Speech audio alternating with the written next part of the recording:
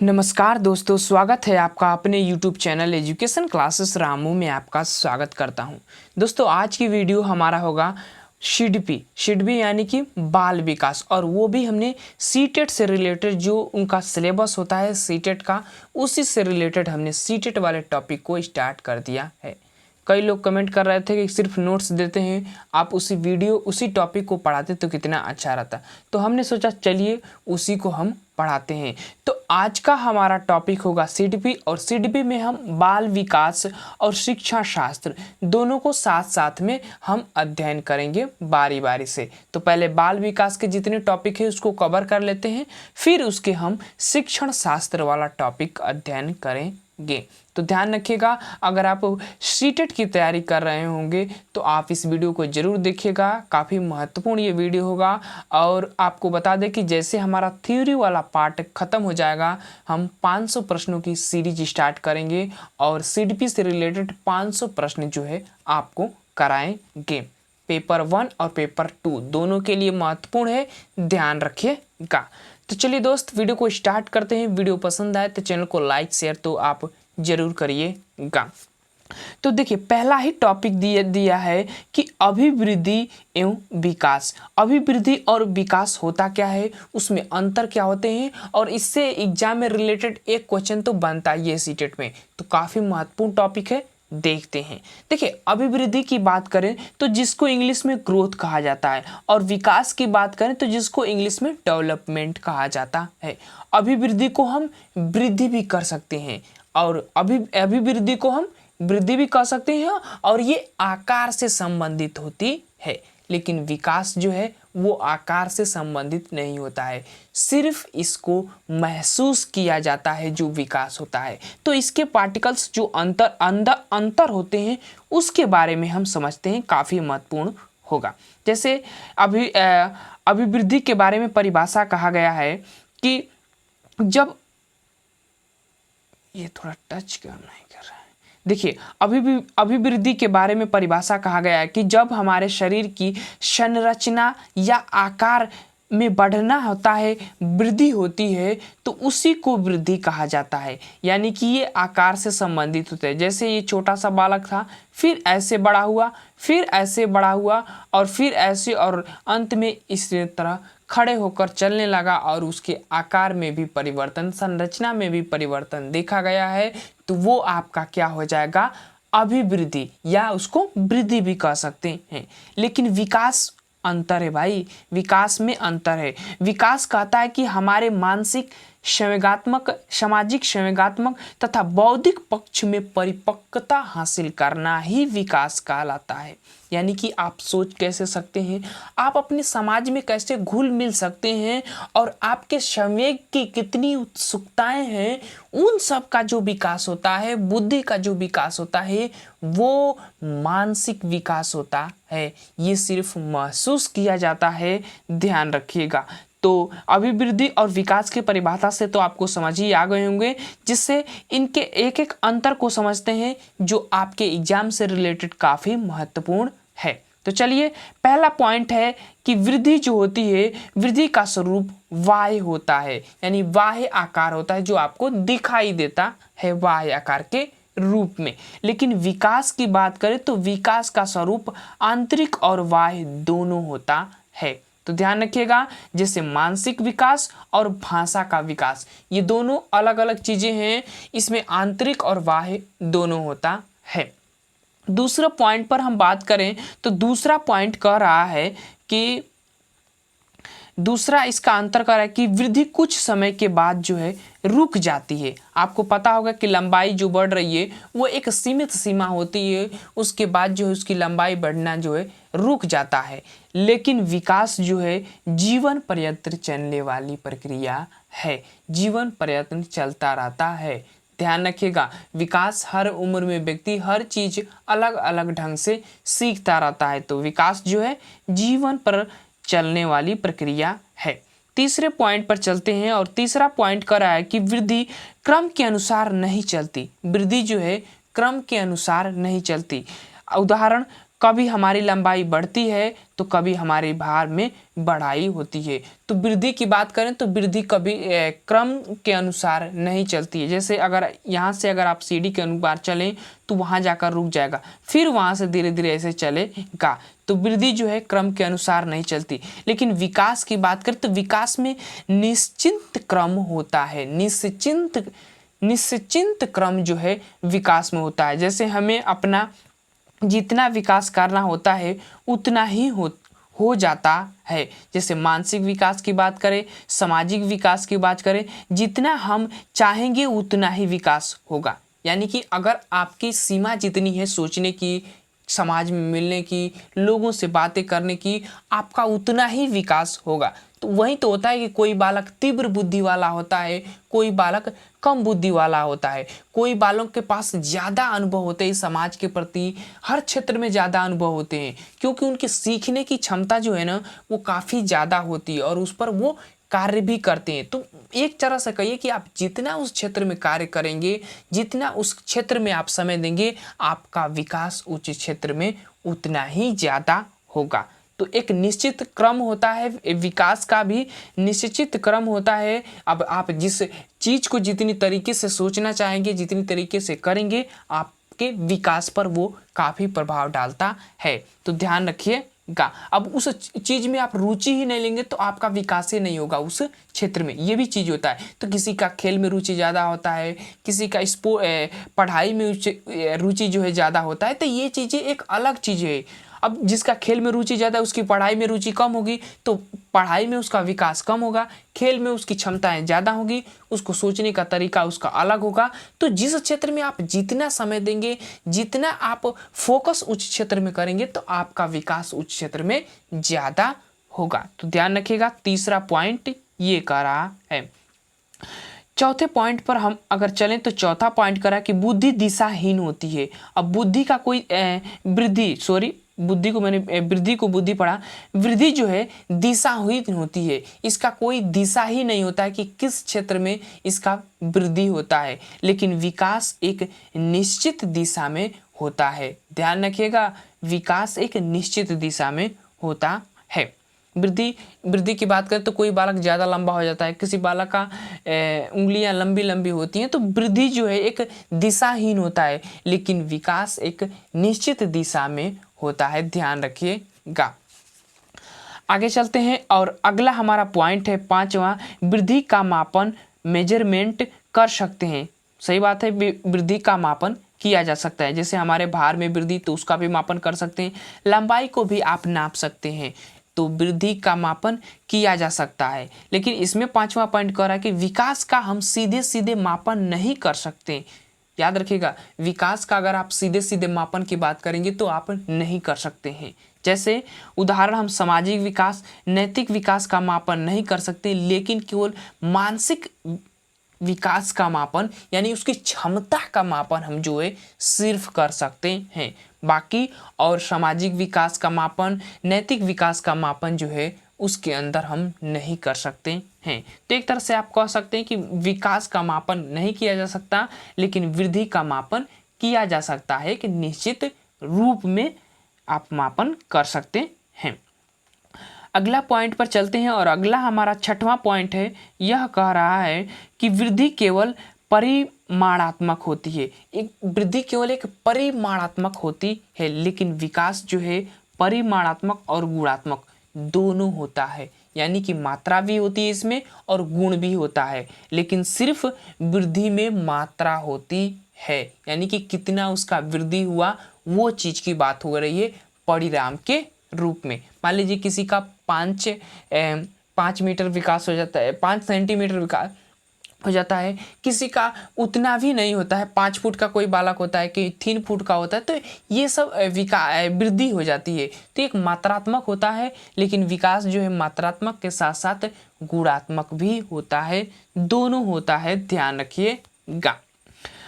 अगला पॉइंट सातवां है कि वृद्धि जीव कोशिका, वृद्धि जो है जीव कोशियों पर आधारित होता है, क्योंकि हमारे शरीर में बहुत सारी कोशिकाएं होती हैं जो शरीर का निर्माण करती हैं। तो याद रखिएगा, वृद्धि जो है कोशिकाओं पर निर्भर होता है। जो जीव की कोशिकाएं होती है, छोटे छोटे पार्ट होते हैं, उस पर हमारा वृद्धि होता है।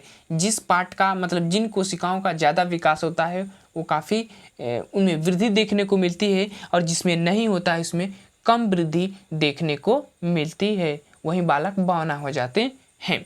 लेकिन वही पॉइंट 7वां में है कि विकास संगठनात्मक तरीके से होता है, क्योंकि विकास सभी विकास संगठनों का एक पक्ष होता है, समूह होता है। विकास चाहे वो मानसिक, सामाजिक, नैतिक किसी की बात करें, विकास सभी का एक संगठित रूप होता है, सभी क्षेत्रों में उसकी जानकारी होती है, वही जो है विकास का एक संगठनात्मक रूप होता है। 8वां पॉइंट पर चलते हैं, और 8वां पॉइंट कह रहा है कि वृद्धि होने से विकास हो भी सकता है और नहीं भी हो सकता है। मान लीजिए कि आपकी वृद्धि हो रही है तो जरूरी नहीं कि आपका विकास हो भी सकता है और नहीं भी हो सकता है। जैसे अगर हम बात करें उदाहरण के रूप में, तो कोई बालक की वृद्धि ज़्यादा हो जाती है, वो ज़्यादा लंबा हो जाता है, लेकिन उसकी मानसिक क्षमता काफ़ी कम होती है। तो वही बात हम कह रहे हैं कि वृद्धि के लिए विकास हो भी सकता है और नहीं भी हो सकता है, ध्यान रखिएगा। अब देखिए, कोई बालक बौना होते हैं तो वो काफ़ी इंटेलिजेंट होते हैं, किसी कोई बालक, तो अब कह रहे हैं ना कि यहाँ पर उसके मानसिक भी विकास हुआ है और उसका जो वृद्धि है उसमें विकास नहीं हुआ है। तो यही चीज़ है कि वृद्धि अगर आपके अंदर हो रही है तो आपके अंदर विकास हो सकता है और नहीं भी हो सकता है। विकास मानसिक, सामाजिक, नैतिक इन सब पक्षों से संबंधित होता है, ध्यान रखिएगा। लेकिन वही चीज़ अगर हम बात करें 8वें पॉइंट में इधर, तो विकास जो है वृद्धि के बिना भी संभव है।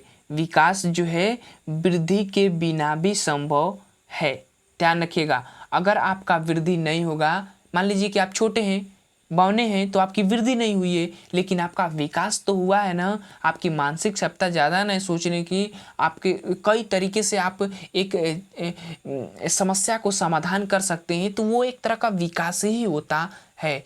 तो विकास के लिए वृद्धि जरूरी नहीं है, और वृद्धि में भी कहा गया है कि वृद्धि हो तो विकास हो भी सकता है और नहीं भी हो सकता है। काफ़ी महत्वपूर्ण और इम्पोर्टेंट ये 8वां पॉइंट है, ध्यान रखिएगा। अब आगे चलते हैं, विकास के कुछ बाल विकास के कुछ सिद्धांत हैं, उस पर चर्चा कर लेते हैं, जो कि काफ़ी महत्वपूर्ण होता है। आपको डायरेक्टली सीटेट के सिलेबस में दिया गया है विकास के सिद्धांत वाला पॉइंट, तो ध्यान रखिएगा। आप लोगों के लिए ये जितने भी सिद्धांत मैं बताऊंगा वो महत्वपूर्ण होगा। तो चलिए बाल विकास के सिद्धांत की बात करते हैं। पहला सिद्धांत इसका कह रहा है कि जो है समान प्रतिमान का सिद्धांत, यानी प्रिंसिपल ऑफ यूनिफॉर्म पैटर्न। ये पॉइंट क्या कहता है, समान प्रतिमान का सिद्धांत, कि देखिए इसके अनुसार प्रत्येक जाति अथवा जाति अपनी जाति के अनुरूप के विकास में प्रतिमान का अनुसरण करती है। यानी कोई भी बालक हो, किसी भी धर्म का हो, किसी भी जाति का हो, किसी भी देश का हो, वो कहीं का हो, विकास उसका मानव है तो मानव की ही तरह होगा, भैंस है तो भैंस की तरह होगा। तो वही चीज़ समान प्रतिमान का सिद्धांत, सबका समान ही विकास होता है, चाहे वो मानव हो, जानवर हो, जो भी हो, जिस कैटेगरी का हो उसका उसी कैटेगरी का विकास होता है। मानव है तो मानव की तरह होगा, भैंस है तो भैंस की तरह होगा, और कोई भी जीव हो दुनिया में उसका विकास उसी तरह होता है। ये पहला सिद्धांत ये कहता है, जैसे मानव और हाथी का एग्जाम्पल इसमें लिखा गया है। दूसरा सिद्धांत कह रहा है कि विकास की दिशा का सिद्धांत। विकास की दिशा का सिद्धांत दो प्रकार का होता है, एक मुखी होता है और बहुमुखी होता है। तो पहले हम थ्योरी को पढ़ते हैं। देखिए, विकास की दिशा सिर से पैर की तरफ चलती है। जब हमारी विकास की दिशा सिर से पैर की तरफ होती है तो उसे मस्तकोद्मुखी भी कहा जाता है। ये ध्यान रखिएगा, मस्तकोद्मुखी काफ़ी बार सीटेट में पूछा गया है, यहाँ से प्रश्न है। यानी कि जब हमारा विकास सिर से पैर की तरफ होता है, पहले सिर वाले पार्ट का होगा विकास, धीरे धीरे सिर से नीचे नज़दीक वाले जो पार्ट होंगे उनका विकास होगा, और धीरे धीरे पैर की उंगलियों का विकास जो है लास्ट में होगा। तो मस्तकोद्मुखी वाला ये सिद्धांत कहता है। दूसरा पॉइंट इसी का दूसरा पार्ट है कि दूसरी तरफ जब हमारे विकास का क्रम मध्य से शुरू होता है, यानी बीच वाले पार्ट, हृदय वाले पार्ट से जब हमारा विकास होता है तो हृदय वाले पार्ट के जो नज़दीक जो अंग होंगे उनका विकास पहले होगा और पैर की और हाथ की अंगुलियों का विकास जो है लास्ट में होता है। तो हृदय के नज़दीक वाले अंगों का विकास जो है पहले होता है। तो इसको हम समीप दुर्भिमुख जो है प्रोक्सिमोडिस्टल कहा जाता है इसके विकास के पार्ट को। तो विकास की दिशा का सिद्धांत दो होता है, एक सिर से पैर की तरफ और एक नज़दीक जो हमारे हृदय के नज़दीक वाले पार्ट होते हैं, मध्य वाले पार्ट होते हैं, उसके नज़दीक वाले अंगों का विकास पहले होता है। उसके बाद जो उंगलियों पैर की जो भी बातें होती है उनका विकास लास्ट में होता है। तो ये हमारा दूसरा सिद्धांत था विकास का। अब तीसरा सिद्धांत है विकास का, देखते हैं। देखिए, निरंतरता का सिद्धांत, प्रिंसिपल ऑफ कंटिन्यूटी। इसकी अगर हम बात करें तो विकास कभी नहीं रुकता है, रुकने वाली प्रक्रिया है, ये जीवन पर्यंत चलने वाली प्रक्रिया है, केवल इसकी मंद और तेज होती है। मतलब विकास जो है जीवन भर चलने वाली प्रक्रिया होती है, ये कभी तेज कभी तेज वाली प्रक्रिया है, ध्यान रखिएगा। तो विकास जो है निरंतर चलने वाली प्रक्रिया है, बस इतना ध्यान रखिएगा। ये कभी तीव्र गति से होता है तो कभी मंद गति से होता है, ठीक, जिसको हम चक्रीय प्रगति का सिद्धांत भी कहते हैं कि विकास जो है एक चक्रीय रूप में होता है, कभी मंद गति से कभी तेज गति से। चौथा पॉइंट है कि सामान्य से विशिष्ट क्रियाओं का सिद्धांत है। देखिए, सामान्य हम नियम को कहते हैं और विशिष्ट जो है हम उदाहरण को कहते हैं, ध्यान रखिएगा। तो पहले नियम के अनुसार जो विकास होते हैं उसको हम सामान्य से विशिष्ट क्रियाओं का सिद्धांत कहते हैं। तो विकास भी सामान्य से विशिष्ट क्रियाओं का ही पार्ट होता है, ध्यान रखिएगा। इंपॉर्टेंट पॉइंट है, कई लोग इसमें फंसेंगे तो इस पॉइंट को ध्यान रखिएगा। जैसे इसमें कहा गया है कि हमारा विकास सदैव सामान्य से विशिष्ट क्रियाओं की ओर होता है, न कि विशिष्ट से सामान्य की ओर। तो ध्यान रखिएगा, पहले जैसे अब नियम से ही तो सीखते हैं, पहले हम लेटे हुए रहते हैं, मतलब जब हम छोटे थे, छोटे बच्चे थे, तो तब उस समय हम उठना सीखते थे कि कैसे उठ सकते हैं। उसके बाद बैठना सीखते हैं कि बैठने का तरीका कैसे हम बैठ सकते हैं, कैसे अपने शरीर को एक मेंटेनिटी साध कर। फिर उसके बाद हम बैठ जाते हैं तो चलना सीखते हैं, बकैया चलते हैं, फिर पैरों के अनुसार दूसरों चीज़ों को सपोर्ट लेकर चलते हैं और फिर लास्ट में हम दौड़ते चलते हैं। तो विकास जो एक नियम के आधार होता है, सामान्य से विशिष्ट की तरह, ध्यान रखिएगा। पांचवा हमारा सिद्धांत है कि पूर्वानुमान का सिद्धांत। देखिए, पांचवा सिद्धांत क्या कर रहा है कि पूर्वानुमान का सिद्धांत, प्रिंसिपल ऑफ प्रेडिक्टिबिलिटी। देखिए, ये कह रहा है कि विकास पूर्वानुमान होता है, यानी क्योंकि हम पहले से ही अनुमान लगा सकते हैं कि विकास किस दिशा में ज़्यादा होगा, किसी भी चीज़ का किस दिशा में विकास सबसे ज़्यादा होगा, उसको विकास का पूर्वानुमान का सिद्धांत कहा जाता है। विकास का पहले से ही अनुमान लगा लेना कि उस बालक का किस क्षेत्र में सबसे ज़्यादा विकास होगा, ठीक। पांचवा भी सिद्धांत आप लोगों के लिए महत्वपूर्ण है। आगे चलते हैं, छठवां सिद्धांत। छठवां सिद्धांत एकीकरण का सिद्धांत। एकीकरण का सिद्धांत कहता है कि बच्चे में एकीकरण का गुण पाया जाता है जब हम किसी भी एक काम को करने के लिए अपने हाथ पैरों को एक साथ मिलाकर काम करते हैं तो वो एकीकरण कहलाता है और वो कार्य हमें आसानी से भी हो जाता है। तो कहते हैं ना कि एकता अनेकता में एकता काफ़ी महत्वपूर्ण होती है, तो वही चीज़ है एकीकरण का सिद्धांत। एकीकरण यानी कि एक समूह में किसी कार्य को करेंगे तो वो काफ़ी आसानी से और वो कार्य भी हो जाएगा।